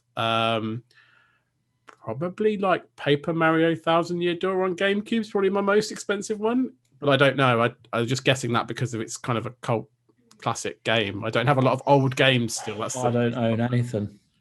I don't own anything. I don't remember the last time, and this is going to sound really like I review games actually, but I don't remember the last time I paid full price for a game, certainly. And the majority of games that I own aren't that expensive anyway. Like, I think if you took actual value of everything that's come out, probably something like Destiny 2, because of their ridiculous pricing models at the beginning, which is not anything to be proud of. It's just that they were fucking idiots with how they priced it all. But then again, I reviewed pretty much everything that Destiny 2's produced. So again, I didn't pay for it. So I haven't got a flex. You know, I'm looking up at my shelf now of things, gamey stuff, and I'm thinking, I've got like a couple of collector's editions of things, steel books, but nothing fancy. In fact, I've just put a deposit down last week on, not a deposit, but I've pre-ordered the Monster Hunter Rise collector's edition, which is 90 quid. And I never ever buy collector's editions. But this is Monster Hunter, and it's got that. It's getting delayed, Mick. Did you hear? It's getting pushed back. Go call the 26. Yeah. They saved me 90 quid for a bit. But no, it's and that's 90 quid, and that is not, I mean, compared to what some people pay for some things, that's not a lot. But I don't do collector's editions, and I've done it on this one. So that will be probably the most expensive game I own. Not a fancy answer, but I think Adam could have answered that a bit better because he's got a lot. But again, probably hasn't paid for an awful lot of it. A lot of it is it's swag. It goes with the job. But yeah, I haven't really got flex for that. Anything from you, Chris, or are you pretty much the same as Mick in that sense? I haven't bought anything. The stuff I buy is like in-game currency for Fortnite V-Bucks. V-Bucks. Fortnite's the most expensive game. Yeah, you could bundle all the V-Bucks he's bought. Yeah. Oh god, a couple of thousand that. I don't want to think, but no, it's all stuff like that. We're all in fortunate positions, but like, yeah, I've never bought anything. I've never bought a collector's edition, even before the Geek. Like it was just the game. And also when I got with Lauren, we moved into our own place. There wasn't enough room for a lot of my stuff, so I broke that seal and sold all the games I didn't play, and then I got like 40 quid from CX. It was the most heartbreaking thing ever. I just waved goodbye to like 100 games. I did that with Music Magpie. It's like a box the size of like how big my coffin's going to be one day, full of games. Yeah, £8.62. Yeah, they were like 72 quid. I was like, I paid 72 quid for 1.5 of those games at launch. It's like, yeah, it's hard to see them go. But so I've never since then. I've never really kept hold of anything. I've always got it, traded it, got another one, traded it, and then now I just don't really buy anything. I remember the days when you used to be able to, with Game, when Game was first around, it was like a new thing. You could buy a game, take it home and play it. And if you took it back within 10 days, you could just swap at full value. That's mental. That is. You just rinse it, wouldn't you? And then just... Yeah. I did it for game after game after game. And then they must have gone, you know what, we're getting... No one's buying anything. What's going on here? Also from Mark, do you have any YouTube videos that just make you happy, no matter how much you watch them? For me, it's the Den What's Nots, which is apparently an Irish kids show from years gone by. I'll have to take his word for that. And he says he also likes Tom Holland in Lip Sync Battle miming Umbrella by Rihanna. Any YouTube videos that you just play over and over again? Oh, there's some. I tend to love like clips on Twitter. Like that's where I will go. Like if there's normally people falling over or animals being funny. Just slapstick. But there is one video that it's a famous one. Like it's been around for ages, but it's the guy, that Dutch guy who's hosting the TV show, like a breakfast show, and he is interviewing these two people who have had an accident, like, and have injured themselves or they've been damaged in some way. And this woman's like, it's a serious show as well. But this woman's giving this really like difficult speech about how she's come back from a car accident or whatever. And then he goes to the bloke, and the bloke's got a really high-pitched voice. Like something happened to his windpipe. So he's trying to tell the host, and the host starts like sniggering. And then, oh no! And then eventually it just gets worse. And then he like goes, "Has anyone got any questions?" And then someone in the audience who he doesn't know suffers from the same thing starts talking in a high-pitched voice. No! And this host just pissing himself, and it's funny, but it's also uncomfortable.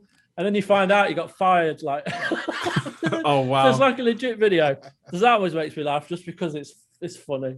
I don't know these people. It's probably really sad, but you'll have to send me the link to that. I don't think I've seen that. I will when I do the post for the pod on the website. I'll put all these links together. Yeah. And then there's another video of these two girls in Scotland who are singing. It's not. Oh God! This is amazing. But we're going to sing Cher Lloyd, and then a mum person stress in the toilet and blocked it. Oh, disgusting! I love that. Yeah, that's disgusting. That's a great one. That's a classic. Yeah. For me, I mean, I just tend to go through phases where, at the moment, I'll just watch like random like mock the week sketches, like scenes we'd like to see, and just like obviously different comedians just cracking jokes, like, and they last about 5 minutes and then it's on to the next one, or like just like clips of like Mickey Flanagan or something like that. Like I've heard them all before, but they still it's comforting. It is, yeah. Just those kind of things. Just a few short, sharp videos like that. Just like and you know what it's like on YouTube. Once you've watched two, they're just always on your homepage. Oh, do you want to watch more of this? Because you've got no breadth of personality. I've pigeonholed you in here now, so that's all you're going to watch now. It's just Mock the Week and Mickey Flanagan. So that's it. So I end up watching so many different ones over and over, but they all still make me laugh, and that's what you want, like you say. So just quickly, thinking about Lip Sync Battle.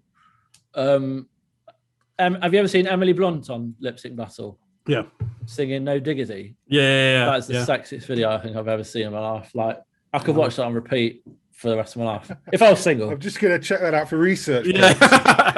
it's Emily Blunt versus Anne Hathaway. It's a good episode, but that is just it's good. She's a good singer. Nice. Anything, Mick? I tell you what, actually, I tend to just have, this is going to sound really probably weird. I have Yahtzee Croshaw doing zero punctuation on in the background at work. Just those, the zero punctuation. Have you ever watched Zero Punctuation? Yeah, I love. Yeah. No. I haven't watched him in years, No, and then I started watching some. I mean, he's very. I mean, he's deliberately abrasive. That's the shtick, and he's quite. Some of the things he comes out with are just quite shock. I can't listen to him with the kids around. No, you definitely can't. I'll have him in my earpiece, and I'll just whack zero punctuation. And because there's so many, there's hundreds and hundreds of these little videos, and they're like 5 or 6 minute reviews of games with little animate. The animation is just fucking fantastic.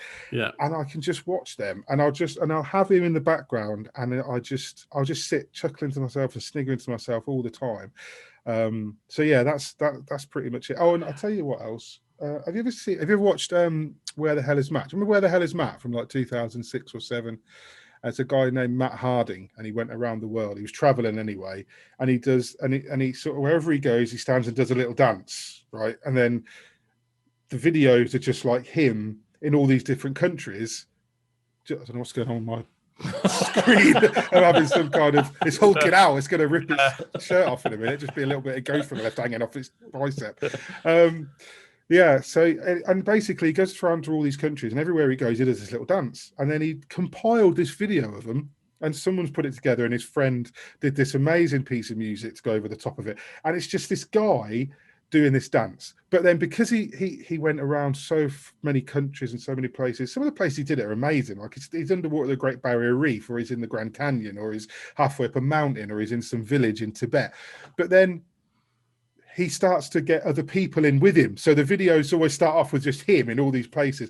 And all of a sudden there's these huge crowds of people that will run in behind him, and they'll all start doing the same dance or just messing about, throwing things in the air. And he's at all these amazing places where the guy's been everywhere. And for some reason, they just fucking really, really heartwarming. Like just to see all these people in all these places. I mean, in the middle of he's with tribes people doing it. He's got people, just random people in Sydney Harbour or whatever, and they just all kind of, and some of them, there's hundreds of people in one area. He's doing it with, Bollywood dancers and things. And I mean, I always think, whenever I watch the videos, I always think the things the dude must have seen, because he's not even about my age now, I guess. And I think the stuff he must have seen and where he must have been. But the idea of getting all these people who are just complete strangers, just randomly together to do a little dance for a few minutes, and then he cuts it all together in these videos that go on for about 4 minutes. I could just watch him over and over again. For some reason, I'll just put him on. The music's excellent, and I'll just watch these people. I just think, there's some good in the world. It sounds a bit cheesy, but it's just like these just random, strange people just enjoying themselves, and it's How dare they? Yeah, but where the hell is Matt? I think it is. And his name's Matt Hardy or Matt Hardy. Can't remember, but he's those. Yeah, check him out. You should check him out. Really good. Cool. Well, lads, I think that's a podcast. So if you've enjoyed these three men rambling on about games and other things, then check us out at godisageek.com. We're also on social media, so check us out on Twitter, Facebook, even Instagram for all the latest news and reviews. We're also on YouTube. You might be watching this on YouTube as we speak. If you are, give us a like and a subscribe, and drop a comment in as well if you want to tell us which coffee's the best coffee, or any other how you'd like to spend your Valentine's weekend. What do you want with your food of choice? Let us know. We also have a Patreon where for just $1 a month you can get access to. We've got a Discord channel. We get this podcast early. There's extra content. We even do code drops for games every now and then. So we think it's great value for just $1 a month. So if that sounds like something you'd like to do, then get involved. But if not, we just appreciate you giving this a listen. We've got these amazing high-cost visual effects. I'll fix this before the next podcast. It'll be working right. Yeah. Dancing girls. No, I won't, honestly. So we just appreciate you consuming. So whether that's listening or watching, we really appreciate your time. So thank you for watching, and we'll catch you on the next podcast whenever you choose to listen. See you later.